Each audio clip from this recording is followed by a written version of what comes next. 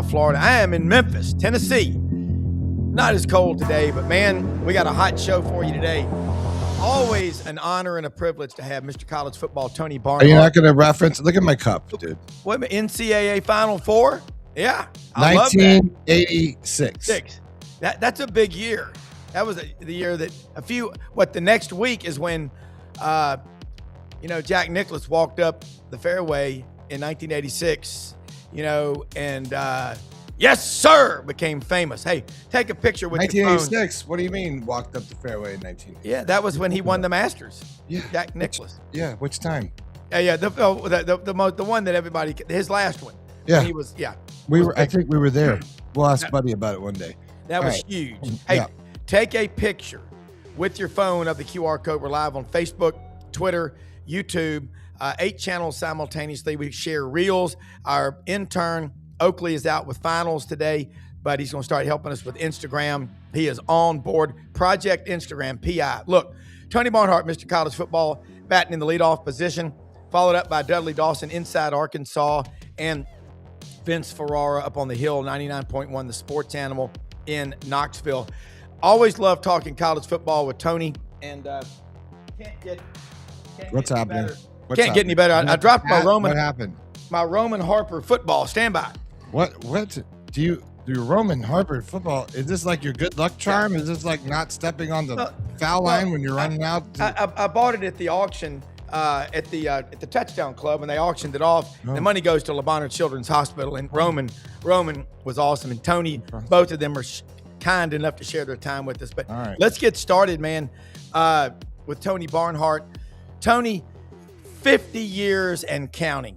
What a treasure, man. And your grasp of what's going on in college football. We were talking just a minute ago about the private equity deal. They're talking $500 million at the University of Utah. And as you said, what could possibly go wrong with that? But the game, the popularity, the TV ratings, Pete Cordelli and Ellis Johnson sent me something the other day about SEC TV ratings versus Big Ten. I'll let you take it from there. Well, I spoke in Orlando Monday night, and that's coming off the heels of who was it that said that college football is broken? It might have been Scott Frost who said college football is broken. I said, yeah, come on. College football is not broken. We're just having to make adjustments because the adults in the room can tend to mess it up. Yeah. So it's before the season started, I said, this is going to be the craziest college football season ever. And he said, Barnhart, what are you talking about? I said, just watch it unfold. And that's exactly what's happened. Do we have some things we got to clean up? Yeah. Do we need to get the Notre Dame people calmed down and get them back in the fold? Yeah, got to work through that. But college football is not broken. Yeah. College football is more popular than it's ever been. Yeah. What do you think, Mr. College Football? I think you should probably be on the director of some sort of board that makes these decisions. But really, I'm serious. Can you? I think that you got to make the playoffs worth something. Excuse me, the playoffs. The bowl games are something worth something, or have the fine be so bad that you can't miss it, because it's such a bummer. It's like missing the extra point after a really cool college football season that no one wants to play it out. And I just want to say, we grew up, by the way, as athletes playing for third and fourth all the time. We stay at soccer tournaments an extra day because we got to play through the loser bracket. We didn't make it, but we still got to play for 3 and 4. It still matters. You have to play. How do we fix that? Well, first of all, if with the player, let's start with the players. The players have NIL deals. Part of those NIL deals will be you will participate in all games played by your team for the entire season. If you don't want to sign that contract, that's fine.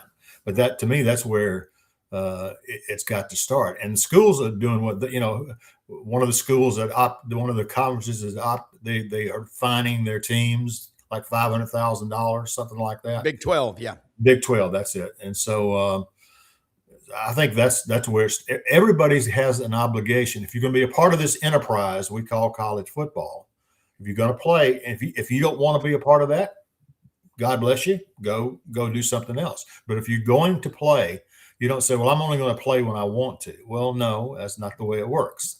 And you have to change the agreement between the players and the coaches and the schools and college football. Yeah, it's the fans losing, right, Rob? Yeah, the fans are losing. I mean, it's like duck hunting. It's a 60-day season. Football is a 60-minute game. You want to kill ducks? Get your ass out of bed at 4:15, 4:30. Don't play cards all night if you can avoid it, and go kill. That increases your chances. The Notre Dame, it was fun with Ellis Johnson and Pete Cordelli Monday. Of course, Pete coached there with Lou Holtz, very passionate about Notre Dame, speaks in reverent terms, and I love Pete. I've got a lot of Notre Dame friends. You do too. Well, you can't defend what they did. I've got grandchildren now. No pout face, no dreary wearies. Step up, man up. Look what Kirby did in 23. Hey, 12-0, back-to-back national champions. Loses to Bama. Manned up. He's the best coach in college football. I don't know him. I would love to meet him. But I'm going to tell you, look at Florida State. They acted like 2-year-olds, and they've never gotten that culture back. I didn't mean to ramble. Well, and let us think about it. Notre Dame. I understand they were hurt, and I would have been the same way. I'd have been very disappointed, and on and on and on. But do we remember the fact that during COVID, the ACC stepped in and bailed Notre Dame out? They had nowhere to go. They had no way to put together a season. The ACC let them be a member and play 10 ACC games. So quickly we forget what they have done for you. And the fact of the matter is I have as much respect for Notre Dame as anybody. But the fact of the matter is does the ACC need Notre Dame? Yes, but Notre Dame needs the ACC. All of their other sports other than football, that's their home. And the ACC has been very good to Notre Dame. So everybody needs to put on their big boy pants and let's get over it and figure out how to actually fix some of these issues that we need to address. Yeah. I want to ask you something. I was talking to Ellis Johnson after the show, and this is nothing confidential. I said, what happened to the ACC? And he's got a good grasp. He said, for too long, they held on to the 800 SAT score. And he said the folks in Chapel Hill kept making basketball number one and trying to say it's bigger than anything. And because of that, they fell behind. And now here's where they are. I tend to agree with him, but you started covering in Wilmington, North Carolina? Greensboro, yeah. Greensboro. Okay. The Triad. I've seen a lot of ACC football and basketball. A great place in my heart for the ACC. And Ellis is right in one sense, is that Wes Durham, one of my dear friends, and I always had a saying when we did our radio show together. We look at a school or look at a team, go, that team, that school has got to decide whether or not they want to be in the football business. And if you don't want to be in the football business, that's fine. But you got to, if you're going to, you can't halfway do it. So, but I think all that gets, Clemson's always going to have a place. Florida State's going to have a place. And I think he's right, by the way, the Florida State culture. Florida State did not handle it well. And speaking about people that handled it well, what about Clark Lee? Okay. No. What about Clark Lee? They went to him. If anybody had a chance to be mad and disappointed and devastated, it was Clark Lee and the Vanderbilt Commodores. Yeah. And what did he do? He said, you know what? We didn't do enough. We didn't do enough to earn our position on the field. And I think he's got a lot of respect because of that. At the Touchdown Club a couple of weeks ago in Memphis, when Clark Lee came here, I mean, it was like a run on the bank in the Depression. It was so many people. And Harold and I were like, God, it should always be like this. But these Vandy people were incredible. But I was surprised, I didn't know that Clark's father grew up in Memphis, went to Snowden Elementary, UT Medical with my friend Dr. Alan Ruhlman. They were, in medical school together. How many people he knows in Memphis. But just in talking to him, what a class act. MBA, what their motto is, the gentlemen scholars. And he's proud to be, and his father's medical practice is a block over from the football building. I don't think he's leaving Nashville. I think he will get many opportunities to leave, but he's, it's a quality of life situation there. Yeah. And he has proven, when he said, well, we're going to compete for national championships at Vanderbilt, that sound you heard was people laughing. all the way to the bank. Then all of a sudden he's done it 2 years in a row. He has the roadmap to doing it at Vanderbilt. They've finally put money into the facilities. And so, he's done a tremendous job. Some schools handle disappointment better than others. And again, I got a lot of Notre Dame friends, and they were hurt, but you move on. You move on. Yeah, and Wayne Dowdle in the Touchdown Club's son Clint is his agent, and great agent. And I think he's John Summerall's agent too. And I want to ask you about, and then Ryan Silverfield going to Arkansas. 3 American Conference coaches go, and look how John Summerall is handling the situation. And I listened to the voice of Tulane, Corey Glore, the radio play-by-play guy, which is what I think is the most important front porch to your school. And he said he still loves Tulane, and people in New Orleans love him because of the way he's leaving. And talk about him, and I think Florida made the home run hire in all of college football this year. Right.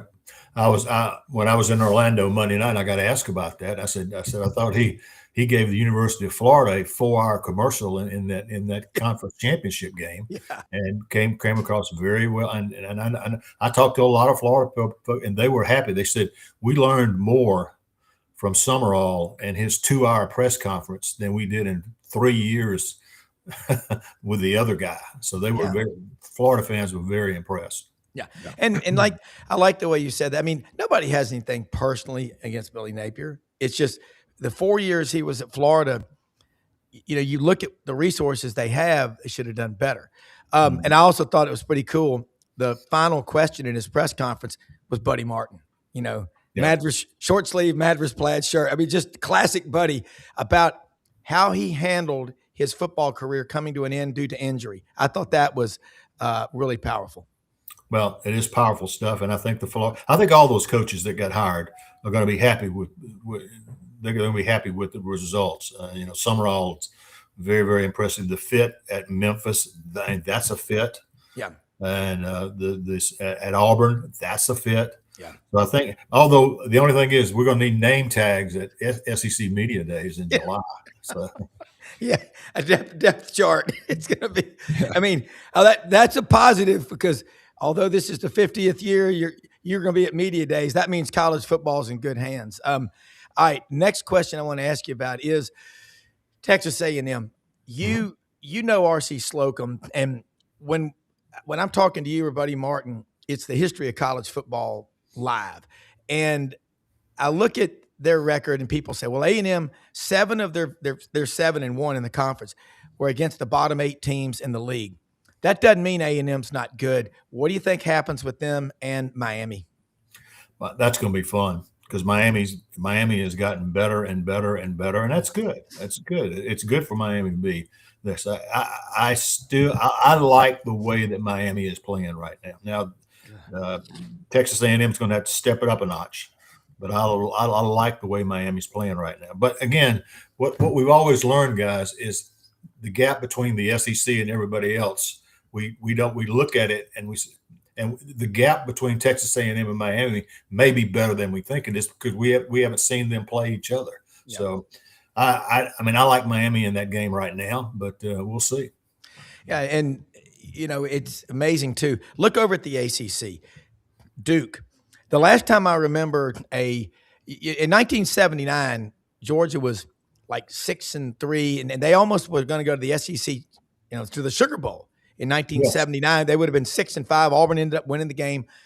Duke did it this year. They won the ACC with 5 losses. Yeah. And they didn't get into the deal. So that opened up the door for James Madison.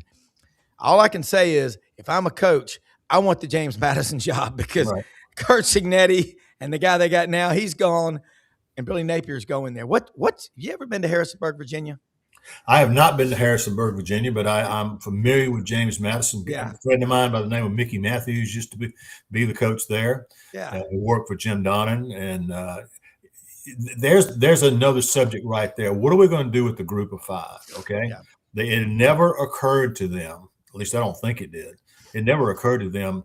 We're trying to be magnanimous, get the group of 5 a spot in the playoffs, but there was a little, a little codicil in the Faber College handbook that just said that you could get 2 in if this set of things happens. And we went, well, first of all, 7-5 team is never going to win the ACC championship. I mean, come on. And so it happened, but that is a hard conversation that we're going to have is what to do with, give the group of 5 there. But when you talk to coaches and they look, how do you think Clark Lee is feeling when he's not in, but James Madison is? Yeah. With no disrespect to James Madison, but we're talking about a different level of football.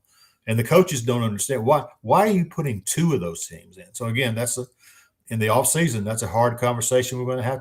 We're going to have a hard conversation about conference championship games that I don't want to have, but we're going to have to do it. And where the season, there's a lot of things that need to be fixed or adjusted. Remember, they did the whole situation about what was going to happen with seeding. That was something that needed to be fixed, and they fixed it in the offseason. So I'm anxious to see what happens with some of these issues there. Yeah. Well, you go back to Jackie Sherrill. He said it on this show many times, and I've heard him say it over the years. Have the top right now. He said about 6 months ago on the show, he said, take the top 65 teams, including Notre Dame, let them have their playoff, and the other 69 teams, he goes, I can assure you, I've coached a long time at different levels. It'll be just as important to them as it is to the top 65. I agree with that. I like what James Ludeman said. That would give us actually Jeff Boone. That would allow the truly 12 best teams in the Power 4 playoffs. I got to tell you, Jeff grew up in Atlanta. His brother owned a bar in Athens. Guess who he pulls for, Tony? You can't imagine. He is the biggest dog fan every morning at the hunting club, in the duck blind or wherever. He will say, it's great to be a Georgia Bulldog. And then he was in charge of preparing one of the pits this year. On each end, it's got a Georgia Bulldog, and it's now called the Dog Box. But I think he's right. The 12 best teams. That's I've long advocated for the FCS, that group of schools have their own national championship, their own setup. They could generate revenue with it. So, but those are discussions that we're going to have. Oh, by the way, guys, speaking of Georgia, Kirby Smart has done the best coaching job of his career with this team. Mm-hmm. Yeah, I agree. What I saw the other night against Alabama was the best game Georgia has played in a long, long time. And so I was very impressed. Yeah. Well, Tony, I was going to say, last year I said that was the best job he did when they were 15th out of 16 in the conference in rushing. And when I did my picks back in August, I said Georgia plays Bama in Atlanta. Georgia wins, but loses in the regular season to Bama. That was the most dominating performance. Georgia's playing their absolute best football right now. Mm-hmm. And you think about Nate Frazier. You think about Lawson Lucky and his story about his brother that I saw. Mm-hmm. I mean, you know these stories. You write about them. What is it that Kirby does other than, from what I can see, he connects to every single kid on that team. He lets them know they matter. His coaches know that he's got their back, and he's relentless in playing the full 60. Why is that so hard for other people to figure out? I think he loves the game. He's like a high school player, the way he coaches. And I didn't know his father. You probably did know Sonny Smart, who passed away last year. Right. But, man, he's got some great parents behind him. Well, somebody asked me, I asked a coach one time, what is the toughest thing that a head coach has to do? And he didn't hesitate. He said, Tony, the toughest thing a head coach has to do is to convince his players to believe in something bigger than themselves. Wow. And if you can do that, that's one of your main jobs. They have to understand, for us to get to where we want to go collectively as a group, as a team, everybody's got to buy in and everybody's got to believe in what we're doing. Yeah. And sometimes it's not easy, and particularly in the age of the NIL, believing in something bigger than yourself is not a real popular thing to do. Yeah, and I like this. Why is it always and Notre Dame? But because they're so big, the brand is so big. Yeah. Notre Dame is look, we want to talk about the brand. Look, I grew up in Colorado. We grew up hating the Domers, right? So that's just part of being a CU Buff fan when you were had no other college football default with the McCartney years. But Yeah. you know, I got respect for all things college football, all things football in the sport. I think it was, it just was a sad thing when Rudy quits. Yeah. That's how it is for like a lot of people, because Yeah. that's what it is. Like Rudy quit on us, and so like that whole movie sucks now, because it's like, it's like, and then it comes out like they double down where reports said that Rudy was okay with it. So I was like, oh, there it is. Really? Kind of kills that for me a little bit. But all seriousness, it's it seems like if everyone's not a part of the solution, you're just part of the problem. Yeah. Well, Tony. Yeah, go ahead. Go ahead, Rob. You go ahead. I was just going to say, I want your thoughts on that. That's a great point he just made. Rudy quit. Yep. Well, I think Notre Dame's going to be fine. There are things that the ACC can. Now, unless they want to uproot and break a bunch of contracts and go to the Big Ten, I guess they could always do that. But they're just things that they need to run a comprehensive athletic program that the ACC gives them. Yeah. And so, but what Notre Dame gives the ACC, and not a lot of people remember this, is that every year the ACC has 5 Notre Dame games. 5. Sometimes there are 3 at home, sometimes there are 2 at home. But when you've got Notre Dame on your home schedule, guess how many season tickets you sell? A lot. All of them. So it's a mutually benefit. But the thing about it is, Pete Bavacqua, I've met him. He's seems to be an okay guy. But this irreparable damage, and come on. It's like Notre Dame's not supposed to feel disappointment. It's major disappointment. It's horrible. It's a horrible feeling. I get it. But guess what? You suck it up and you go and. Well, I mean, look, I just don't understand, because you got a $50 million contract annually with NBC and Peacock streaming services through 2029, and you're domers. Like, I don't understand how you cannot play. I don't get how that works, because that's a thing, right? Like, you got to play. Like, you're contracted to play. So how does that work? Yeah. They just walk out on that contract? Well, I don't know if Notre Dame has to play the game or not. I know that the conference does. The conference has a contract with the Bowls, and so, but they're not in the conference. I know that, but I'm just saying for playing lawyer. I mean, like, factually, like, we have, like, how does that work? Do they just get a walk on that whole deal? I mean, I'm from the TV contracts world. Like, they're going to have to outfit somebody, so they're just going to go put a bunch of guys in uniforms. Like, I don't know. It's a tough situation. And again, this is one of many issues. The great Mike Tranghese, former Big East commissioner, who I know very well, very close friend, he said, always remember the law of unintended consequences. Exactly. Because there's stuff that you could not have possibly foreseen that happens, and guess what? You got to adjust to it.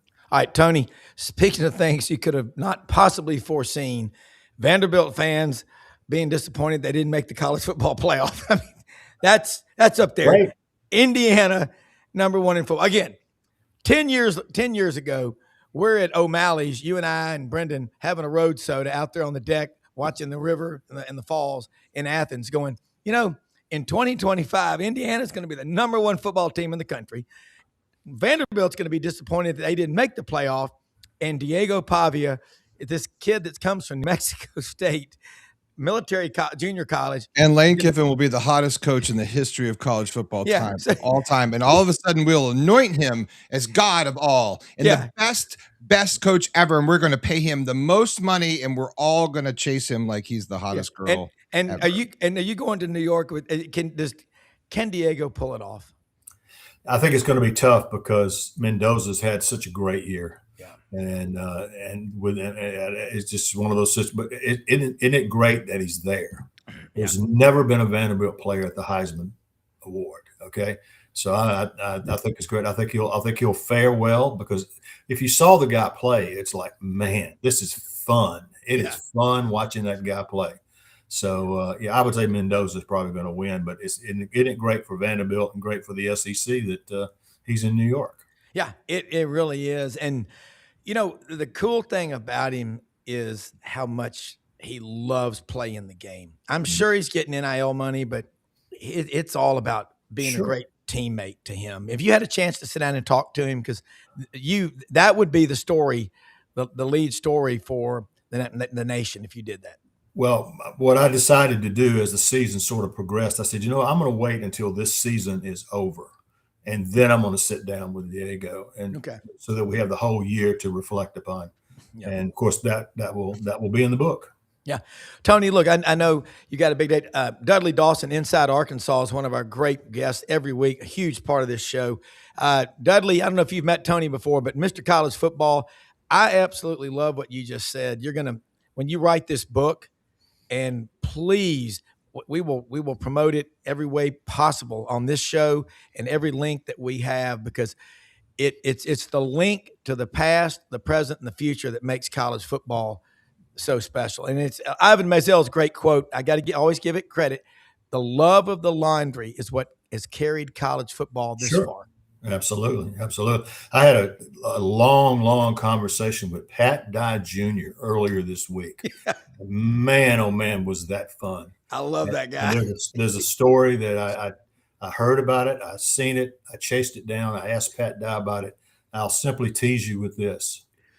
And Pat Dye Jr. confirms this. Yeah. The last voice that Pat Dye heard on this earth was Bo Jackson. Yeah. Yep. Yeah. And what do you know what was said? What was the words? Are you going to hold that is that a teaser? No, all he did was tell him how much he loved him. Yeah. Oh. This is Bo. Coach Dye could not talk. No. He could not talk. And so Bo got the word that if you want to talk to Coach, you need to call him right now. Yeah. Yeah. And Pat Jr. came up after that and hunted with us. And that was a great weekend. And I hope he'll come up this year and brought us a case of wine. And he's just a cool guy.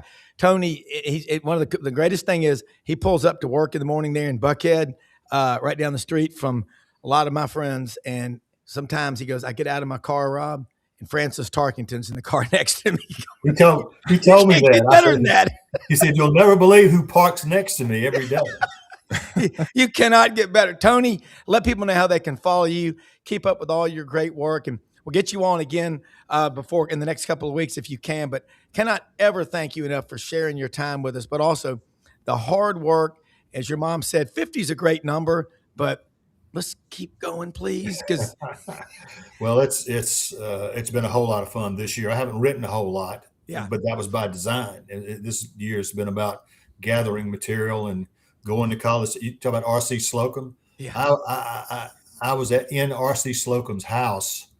He invited me to his home. His wife, Nell, has put together this wonderful room over 60 years in coaching. And I said, R.C., this is unbelievable. He said, I call it the I Love Me room. Well, Mac Brown was on with us back in late September. I promise you, they're good friends, as you know. Yes. And he called it his me room. His wife calls it his me room. So we all need a me room, don't we? We all need a me. Well, most of us who have offices in our home, that ends up where you can see all the stuff that's behind. This is my me room. My me room. So that's right. All right. Well, I'm gonna somehow convince you to do a podcast with us someday. So I'll be chasing you down, Mr. Barnhart, and you're the best. Brenden, how's your dad? He's doing great. He's always working too hard. So he's doing good though. As a matter of fact, I believe I'm on with him tonight. So. Oh, good. Okay. Well, there you go. I will be watching, man. We will talk to you soon, Mr. Barnhart. Thank you for your time, sir. All right, guys. Have a good one. Thank you. You too. Thanks so much. Guys, let's bring in what I love Tony Barnhart, Mr. College Football. And come on, the podcast is called Mr. College Football. I'm done. Yeah. Like, come on. Like, who's not gonna I'm done. I'm gonna hit him up somehow. Yeah. Come on. We got to put him on this channel. Dudley Dawson, Inside Arkansas. Vince Ferrara, the sports animal. Vince, how you doing? You've been in my daily prayers for healing and recovery. I know you had the hip surgery. How you doing? Good. There's always little annoyances along the way, and the rehab is part of the deal. But hey, I'm past the toughest parts of the surgeries, and 5.5 weeks out from the second one. So hopefully just keep doing the right thing and get to the finish line. But walking pretty good, and just got to get some of the swelling down, and we'll be good to go. You look good. And the Bear's strong today. Your Bear game is super strong today. So lots He of is. spirits. Hey, Dudley Dawson, Inside Arkansas. Ryan Silverfield was on our show October 3rd, the new coach at Arkansas, but he was at Memphis. And I mean, there are like 185,000 people watched on one of our channels alone. That's the largest audience we've ever had for anybody. And you've had a chance to talk to him, hopefully sit down, hopefully a one-on-one at the graduate in the lobby, but just Dudley and him. But talk about your takeaways from your time around him so far and what you see his plan is for Arkansas. Well, he's done all the right things and said all the right things so far, as the Frenchie goes behind me. I see him. It makes me think of my dogs. Like, where are my dogs? Yeah, but he's done all the right things, said all the right things so far. You know, he won't actually play a game until September 5th. You know, so he'll have another recruiting class probably, you know, taken care of or close to by that time. But you know, his thing, I think that's cemented his popularity with some folks, and even some who weren't happy about the hire, was coming in and flipping the four guys. 4 out of the top 6 players in Arkansas. You know, I bemoaned the lack of recruiting of Arkansas athletes, or the lack of attention and all that. That's one thing he's made clear he's going to do. And in fact, I had Buck James, the legendary Arkansas high school coach, who has 7 championship rings. And he talked about, he said, Ryan Silverfield has recruited the state of Arkansas better than any coach, any college coach, and that included the ones at Arkansas the last few years. So, you know, that's what he was just in the wrong spot, I guess. Well, just in staying in contact with him, I can tell you he's like a 9-year-old kid on Christmas Eve who's getting 210 speeds. He loves being at Arkansas. And Tim Horton always says, if you got 40% of your roster, something like that, in-state kids, Hogs do really well. You know, yeah, so and he's a little hyperbolic, as is every coach that comes into a new job, and when you've lost at the clip that Arkansas has, some of that stuff doesn't, you know, hammer down left lane, drink a good old cold beer. Some of that stuff doesn't work when you're losing.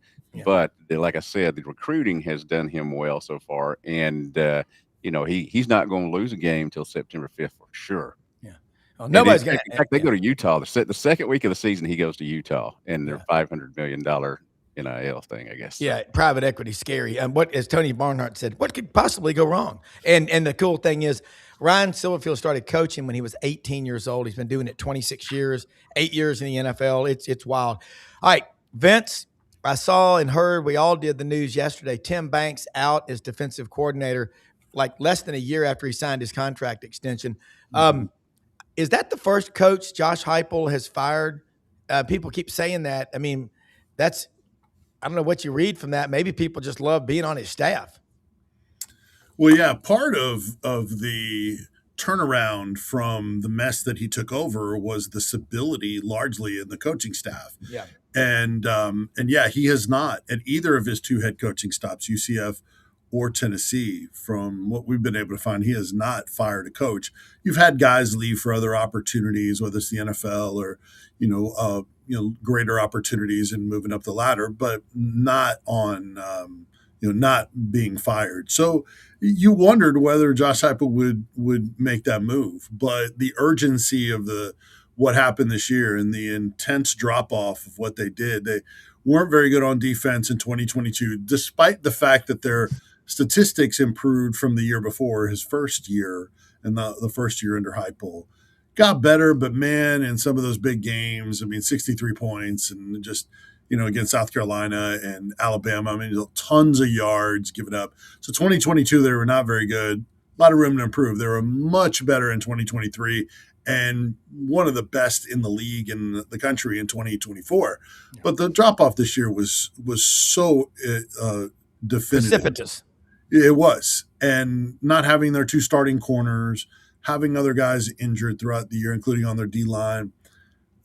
But for them to tackle as bad as they did and to be out of position, and yes, they were young. This is a young Tennessee team. in some of the players that they had to play. It's, true freshman starting corner is never a good thing, but it shouldn't have been this bad. And so we knew that moves are going to come. And then you lose the Vanderbilt the way you did. Yeah. And then the pressure's on to make some changes. And coordinators go before coaches. You guys, head coaches, you guys know that.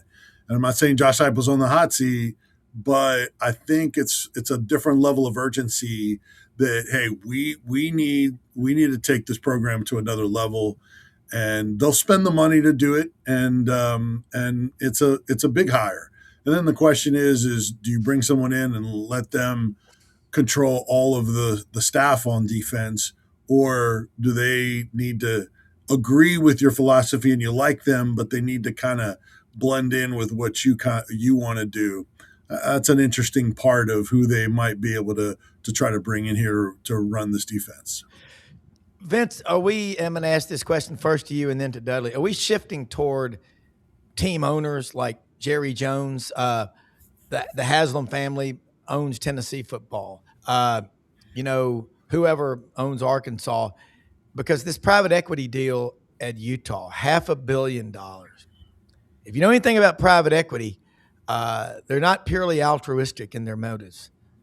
They will sink their teeth into you and eventually buy you for pennies on the dollar. My knowledge of state and federal governments is they spend everything they get, because if they don't, they won't get more money the next year in their budget. How do they expect to make a profit with that $500 million investment? I mean, and not that you don't want the money, but if you take too much money from one person, they become the de facto owner of your team. It's a dangerous, slippery slope to go that route. And I know they're always looking for new revenue to be able to pay for everything that universities, especially the big-time Power 4 programs, have to pay for. But it's about profit margins, right? It's not about survival. Yeah. Not for the big boys, for the group of fives. For some, it's about survival with all the extra strain financially they have on them. But for the others, they've got the money. They've also got the people with the money to help them when they need it. Hence all of these ridiculous coaching buyouts that Jimmy Sexton and the other power agents are able to work. So I think it's just a matter of how much more money can we create, and we are powerful enough to keep them from trying to take over. But good luck with that, because they've been fighting that battle with high power and high dollar boosters in the past that feel like they should have a bigger say, and sometimes do, in what their universities do. And now you pipe in that kind of money, it's not good, and it's dangerous for them to go down that route. Yeah. Same question for you, Mr. Inside Arkansas, Dudley Dawson. By the way, Dudley, in perusing through this book here, it's a ginormous book, the Encyclopedia of Southern Culture. There's a section in there about Sam Walton, the founder of Walmart. He opened his first store, and you've referenced this before, in Newport, Arkansas, a 5 and 10 store, a dime store, and put another store on the town square. So it all started in Newport, not Bentonville, did it? No, it's a source of angst with people who grew up in Newport, especially at that time, because we're sitting down there. Newport could have been Bentonville. I probably wouldn't have left if it had been turned into Bentonville. But there would have been less farmland all over the place, because he would have been putting those Walmarts, as we used to call them. I used to add an S on there, but one of the town businessmen, his brother came home from war, and he gave him that store, that lease on that building, and the rest is history. Mr. Walton moved up here to Bentonville, and he did pretty good with his ideas. He's done rather well. So now on your question, obviously we know that Johnny Tyson, is a big thing with basketball here. So Tyson, meets and all that stuff, With football-wise, I think it's kind of split around a little bit. I made a little stir here not too long ago when I said Walmart and the Walton people don't put much money in relation to football as they do to Missouri.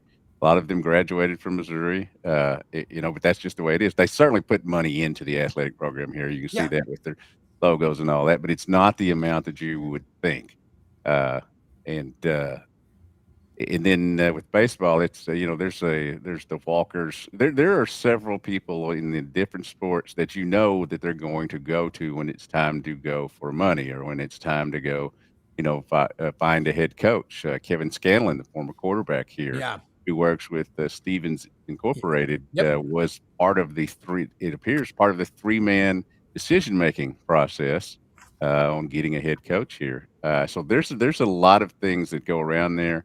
Coach Broyles used to be the best at it. He could walk into an office, be it a Walton, wherever else he needed to go walk into an office, ask for money. They'd give the money. It just doesn't work that way anymore. And part of that is because not everybody around here has Coach Broyles' charisma and clout, and because it's a different ball game now. Yeah, great point. All right, Vince, looking back over at Tennessee, you talk about the new defensive coordinator that's going to be brought in. What does he need to be able to do? Because when you got a high-powered offense, it's impossible to have a shutdown manhole cover defense, but you got to be good enough. Well, who it is the biggest Exactly. question, I think, right now. But yeah, you're right. The tempo is something that has changed under Josh Heupel at Tennessee, and honestly, it had changed at Ole Miss under Lane Kiffin. Yeah. Tennessee, I've said this before on the show, Tennessee and Ole Miss have been pretty parallel in what they've done offensively and defensively, tempo-wise. When they led the nation in tempo, they were 1-2. When their defenses were really good, we're right up there together. When they've slowed down and mixed in the tempo as opposed to being down in, down out, they've been parallel in that.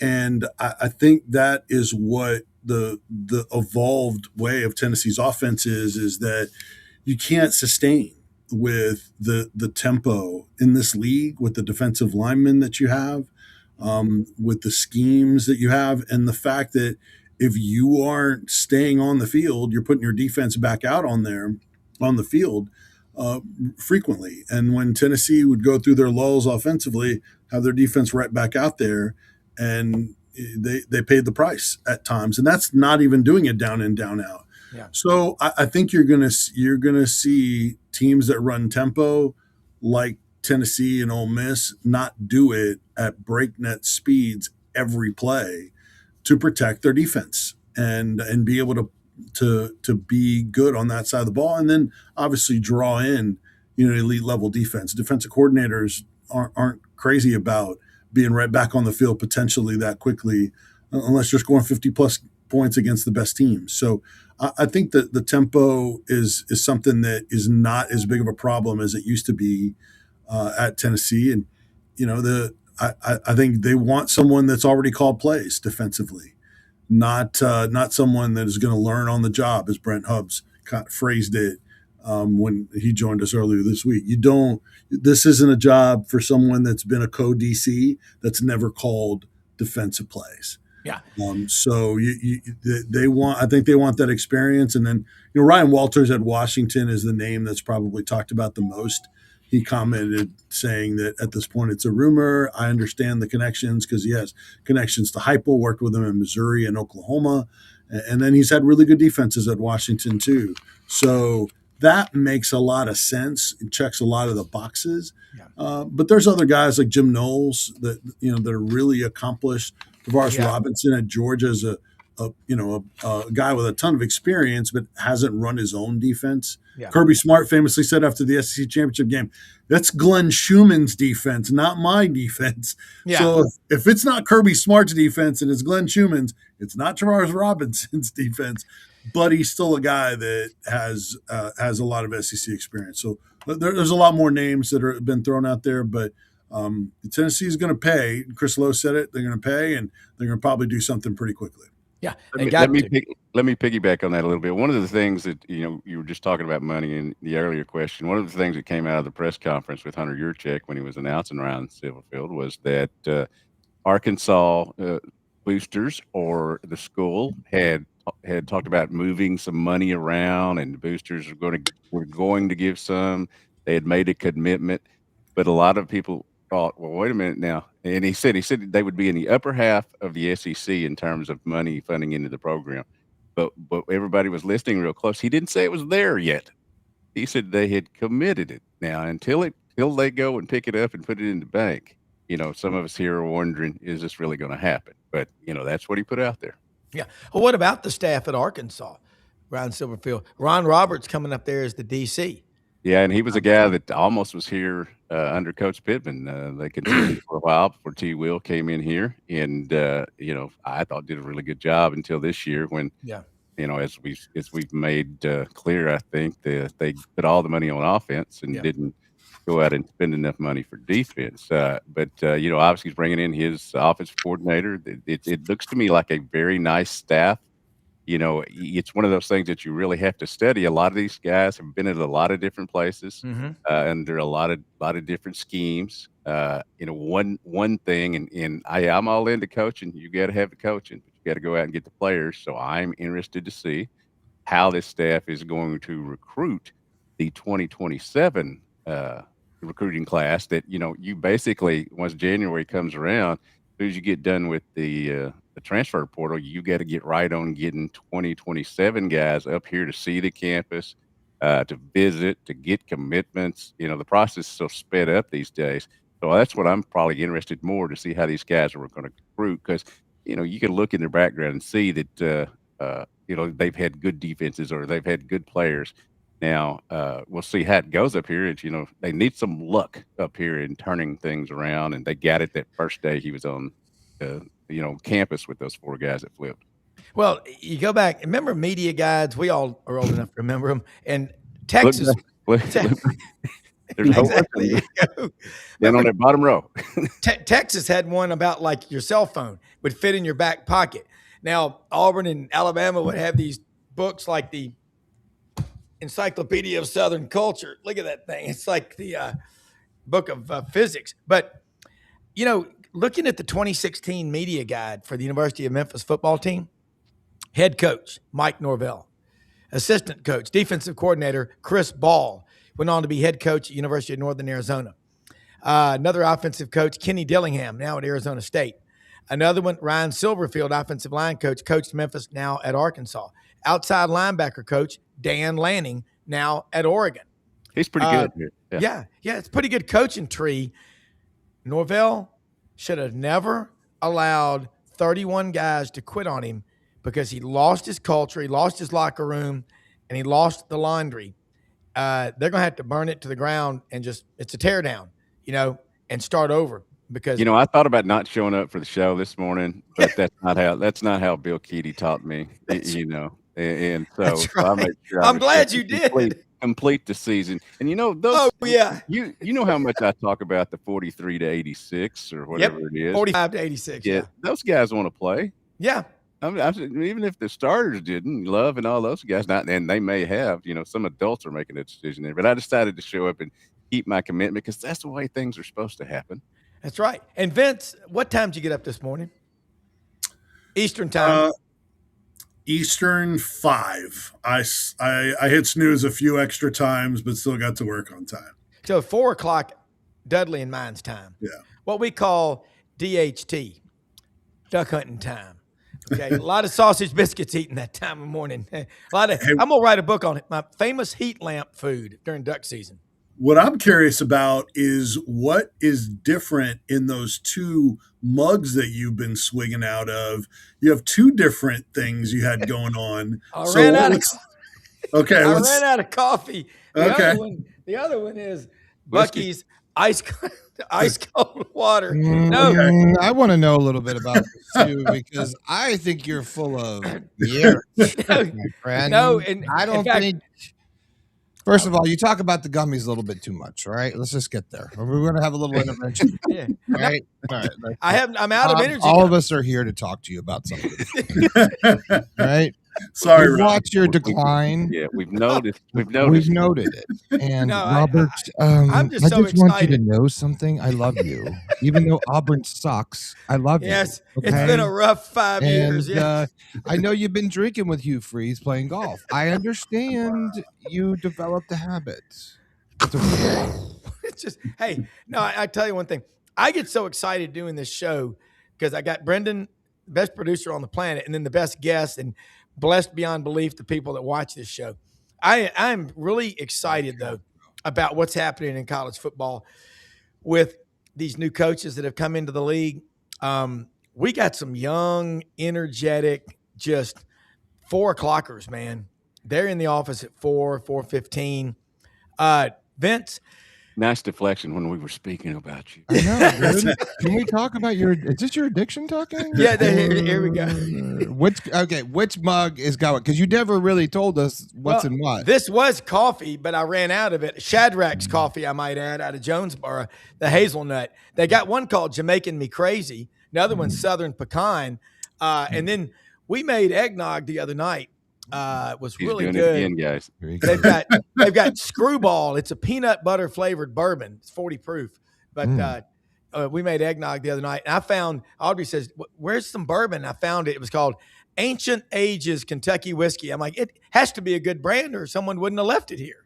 You know, that's probably why they left it. It's all deflection, Rob. Yeah, no, it is a Was deflection. the answer? Was it Right bourbon? to Is bourbon the answer he's giving us? Yes, it is. Well, look, I got to ask both of y'all, and Brenden, everybody, how many people just realized that they're announcing all SEC teams and the All-American teams, and no one even like, who are these guys? There's like, as Jan Cowart, former Auburn player, said a few weeks ago on the show, the way we are with transfers, you're going to have team reunions in a few years with 300 or 400 guys showing up. I was there for a semester. I don't remember your name. Yeah, you better bring back just one team, not a decade team, or it'll be, it'll fill up the gym. Yeah, it'll fill up the football field. All right, so both of y'all, first off, I'll start with Vince. Can Diego Pavia win the Heisman Trophy with 6 different regions voting the way they do? He can. I don't think he will, but I think that'll go to Fernando Mendoza. There's been some momentum, and it was kind of set up going into that high-profile 1 versus 2 Big Ten championship, where the winner of that game kind of almost was unofficially anointed the Heisman Trophy winner. So I think there's a lot of swaying in that. I'm glad he is there. He deserves to be there. Yeah. I think maybe the turnovers might be a little bit of a difference between Mendoza and Pavia. Otherwise, completion percentage similar. Pavia not as many TDs, but man, the rushing, the leadership, all those intangibles. But I think there's plenty of voters that aren't looking at that kind of stuff, that don't know what we know and how he is completely turned around Vanderbilt. They're just going to look at the stats and pick a guy. So I think it'll be Mendoza, but Pavia, it can win. It's not out of the question. Dudley? He certainly was on the ballot that I sent in Monday. I won't tell you what spot he's in because we're not supposed to. Yeah. But what I would tell you is I do think, and this will sound conspiracy theorist, but why I do think Pavia had a tremendous season and is worthy of the honor, I believe that there's going to be some Southern bias that will keep him from winning it. I remember, as I mentioned, as a kid, when Pat Sullivan went against Ed Marinero from Cornell, running back. 1985, Gordy Lockbaum, 2-way player from Holy Cross. Remember him? Pretty good player. Peyton Manning, Charles Woodson, Vince. People still matter than a bunch of wet hens. I don't blame them. Yeah, Tennessee fans do not want a Vanderbilt player to get a Heisman Trophy before a Tennessee player. Woo! I really don't either. I gotta be honest. Darren McFadden should have. I'll just say it for the state of Arkansas. Darren McFadden should have had one, and the dude he lost to was really good. Yeah, he's a great guy and all that. But D-Mac should have had his. Well, in 06, it was Troy Smith from Ohio State. In 07, it was Tim Tebow. I mean, come on. But both of those guys are they're hey, Timmy. I keep him close because when I need it, I'm like, oh, Timmy. There you go. Well, buddy. But you're right, bud? You're good. Now he's getting into the bourbon. Why? That's right. Right, Timmy? You're a champion. Why, Timmy? How about that SEC logo that my friend Barnwood Brenda in Batesville? How That's a about that? tough I place. have the actual front page newspaper of a lot of things. Yeah. You know, the old newspaper clippings. We got to love those. Guys, we're about out of time, but I want you to say, Vince, what are you talking about up there on your show? And Dudley, do the same thing that people aren't talking about, that you're talking about, that they are going to be hearing a lot about soon. That everyone's talking about. Well, who's on first? Yeah, just real quick, there's still reaction to the Vanderbilt game. And because of the way the Vanderbilt game and the season ended, their fans were not thrilled and with the Music City Bowl playing Illinois in Nashville, where Vanderbilt plays, and Vanderbilt's playing in a bowl in Florida, and Tennessee is playing in Nashville, where they just lost to Illinois in hoops. And so, yeah, fans not happy about it, the initial reaction. It'll ramp up when we get closer, and there's fans in the mid-state and the western part of the state that will go and support them. They'll have a good crowd there. But the fans overall have been very outspoken that, yeah, we're not crazy about that. And then the Tennessee basketball team on a 3-game losing streak out of nowhere. They had an incredible win over Houston, and they've lost 3 straight since then. One of their starting forwards, Cade Phillips, is out for the year with a shoulder surgery. So those are the 2 biggest things. And then, obviously signing day, early signing period just wrapped up as well. Yeah. Here's one of the interesting things that not a lot of people know. At 2-10, Arkansas turned down a bowl bid. There were enough teams that I love that. Yeah, so at 2-10, they turned it down. They wanted to move on. But I think the biggest thing around here is Coach Silverfield has gotten his staff, pretty much intact. And now, just as I was saying a minute ago, they're promising that they're going to spend money to get players. Let's see. Yeah. That's Speaking the biggest thing around here. Yeah. And speaking of teams with bad records and bowls, I will never forget in 1982, Memphis beat Arkansas State. A friend of mine said, Brown, there weren't enough people there to take down the goalpost. It was a bad season. And the sports director at Channel 5, Bob Burks, by the way, it was his last broadcast, came on TV and said, this just in, officials at Memphis State University have accepted a bid to the Toilet Bowl in Flushing Meadow, The New Weed York. Whacker Bowl. And I'm not kidding you.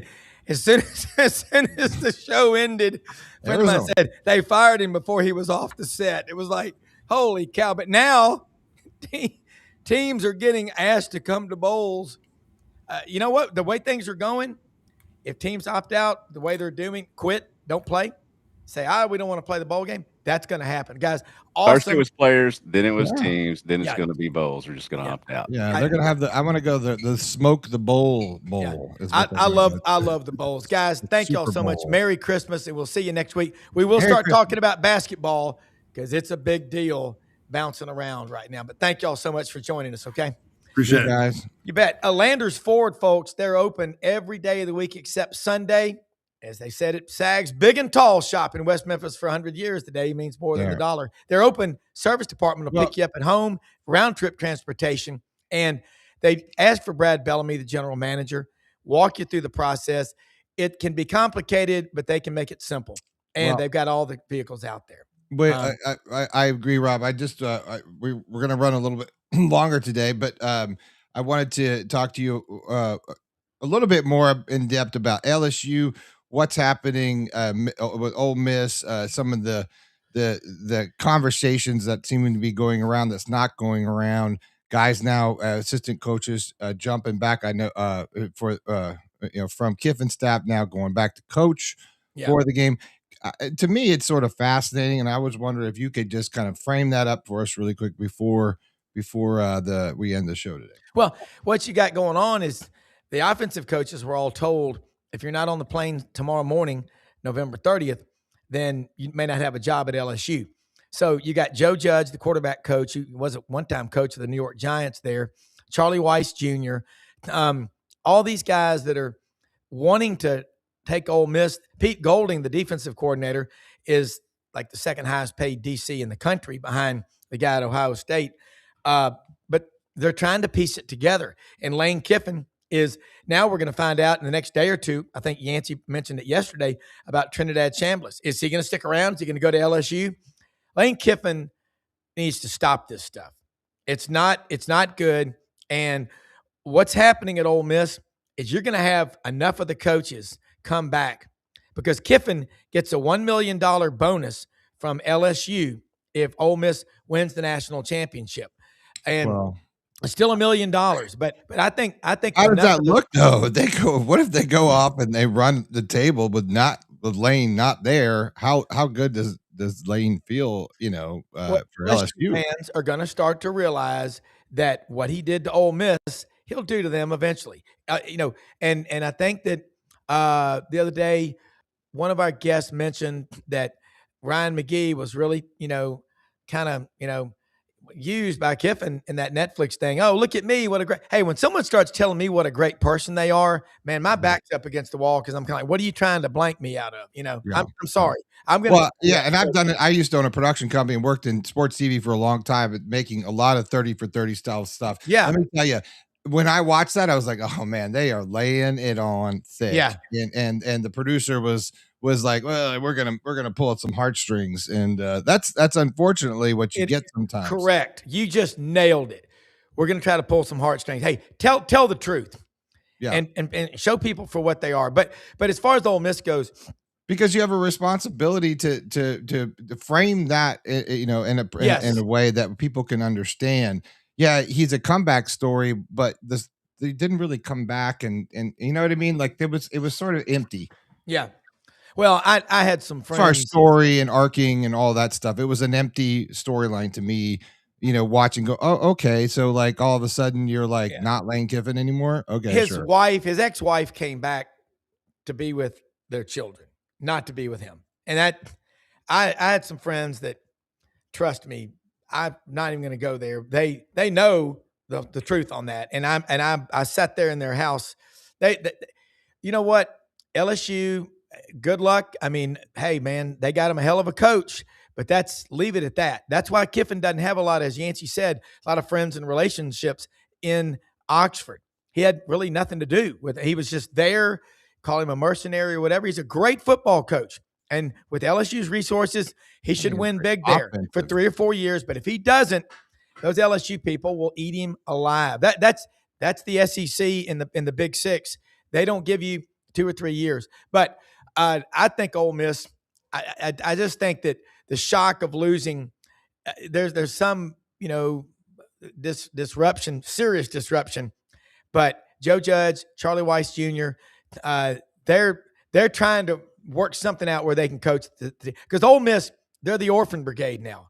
They're going to be loved by people around America. They should beat Tulane in the first game, and I'm going to go down to Oxford. I got to go to that game, and that's going to be such a monster event just to be there in Oxford, Mississippi. But the Ole Miss people do not deserve.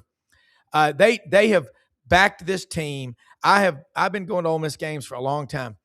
They have backed them and given them everything they want. And what's happening is there's so much money coming in right now to NIL. If you think Ole Miss is going away and going to go over on the side and feel sorry for themselves, you are sadly mistaken. All they're doing is double dog and tripling down on being great. They have tasted this, and they ain't ever going to go back to where they were. I promise you. That's just not how it happens. And then looking at it, but that's my take on it. Well, thank you, because I think a lot of it's sort of an ongoing side piece story because as the sands through the hourglass, so are the days of our lives. Yes, like sands through the hourglass, so too are the days of our lives. And that's Oxford. And I'm telling you, folks, I look at these 3 American Conference coaches: Silverfield, Golish, Sumrall. They all are what the future of college football is. They're these workers, and all 3 of them could go into fields other than college football coaching and make a lot of money. And when you're in the presence of Silverfield, man, that guy, the positive karma, God almighty, and he knows how to talk to money people, dude. When are you going to get him back on the show? I got to get him on here soon, and I'm also working on Sumrall right away. I'm working on Sumrall. I know we're working on Sumrall. We got. Look, here's we got ins with those guys, but we might have to call. We are. And look, the greatest thing we can all see is John Sumrall sitting down with your dad, because again, it's so special having Tony Barnhart on here, Vince and Dudley, these writers, man, these media people. They'll tell the stories, but I think, and Auburn people, Golish, man, and talking to people that know him that are football coaches, they're going, guys, this guy doesn't sleep. He eats, drinks, sleeps.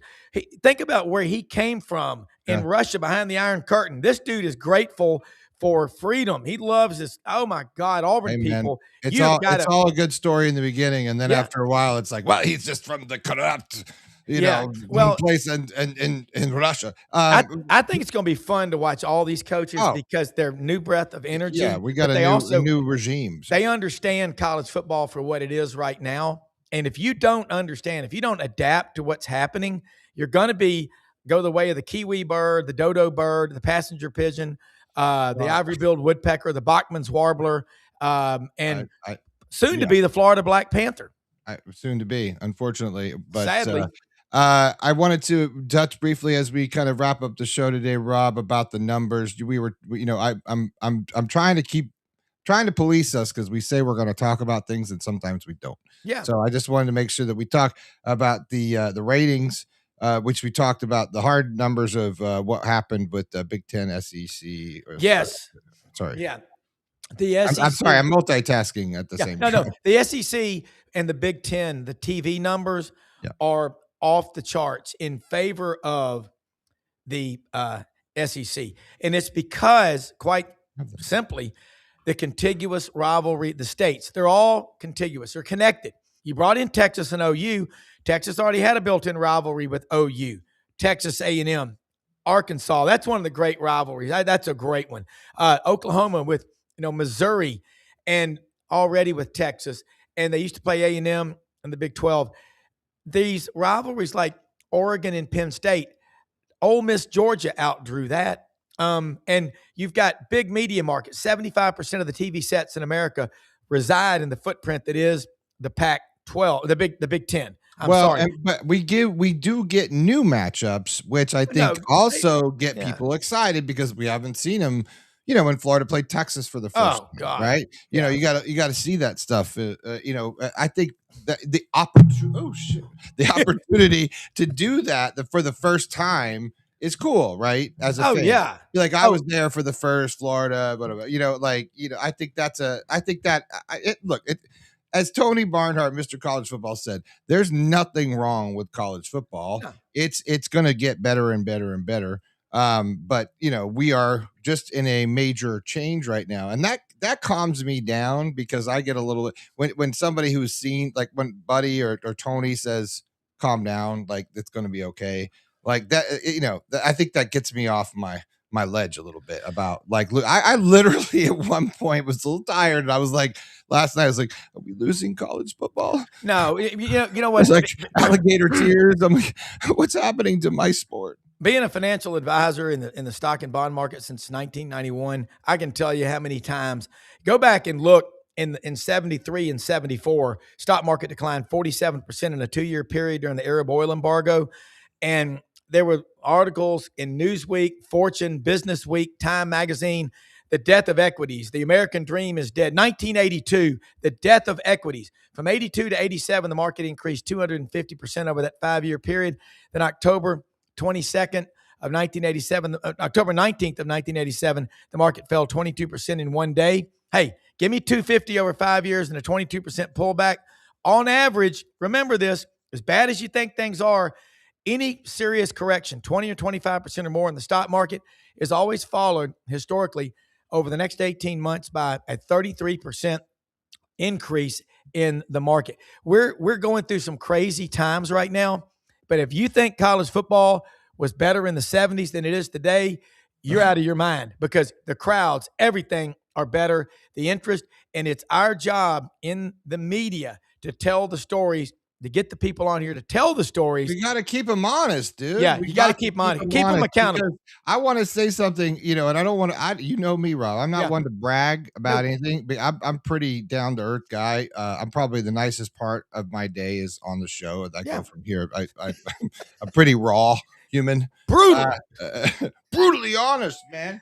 But from what the whole Lane Kiffin thing, conversation that you and I had, talked to our source, and several other people broke the story that Florida had made an offer, which opened up the whole can of worms nationally for what happened. And then we close out that story when Kiffin finally ends up at LSU with Frank Duffy breaking the story, scooping everyone at least an hour before it even happened, maybe even before that. We put the story to bed. So kudos to you, Rob, your network, to the team of people at Sidelines, SEC Sidelines, this show, and then Sidelines.live as we expand our network. And one of our Facebook platforms, Rob, did about 1.2 million views in the last 28 days. And several of them did over 1 million in some of our reels and stuff like that.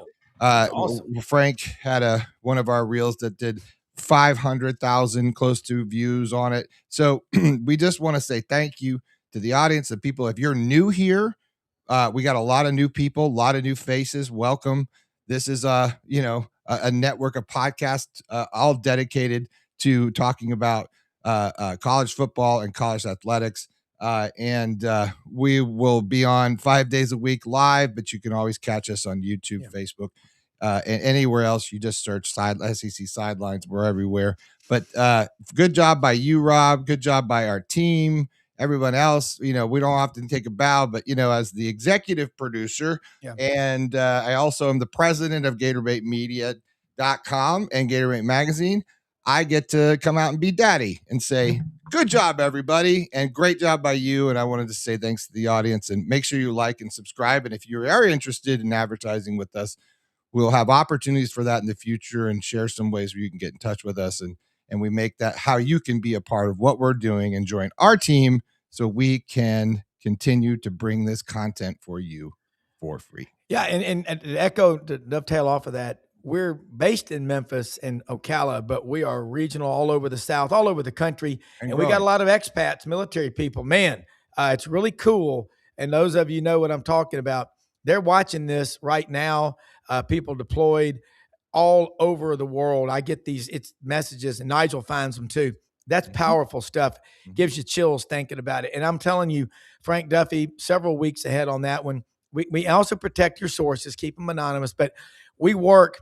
As soon as the show's over, it's the phone calls, it's the texts, it's the constant mining and digging for information. Well, you do a good job with that, Rob. And I just wanted to take as a point to say, good job. We don't want to go on about who we are, what we do, but we try to be truth sayers and all that good stuff. We don't want to bore everyone with all that, but we just I just wanted to say good job and take the moment for you and everyone else, and excited about where we're going down the road. So and it's the audience because you really make the show. So it's not, as Pat Sullivan said when he won the Heisman, it's not about one individual, it's about the entire group. So we have a great team. So make sure you hit that pound the subscribe button. If you're watching on YouTube, look, these QR codes show up in the chat too. So just go on and we sound like probably NPR right now. An infomercial. No, we're in a fundraiser. Call 1-800-735-4000. It matters. We don't want your money. We just want your attention. Yeah. And look, let me say this as we always close every show, because we mean it. Most often we see the face of Christ in the least among us. Find ways to go out and help and bless other people, because we are blessed beyond belief to have this. And our great sponsors, Hewlett & Dunn, Rumblebox, HempRose.com, Landers Ford, and soon to be you, if you want to reach a ton of people. Thanks, everybody. Have a great day. Good night, John Boy. See you tonight. Buddy Martin Show on later this evening, Wednesday night. Buddy will be on 9 p.m. Eastern. Check it out live or check it out later. Thank you. Peace.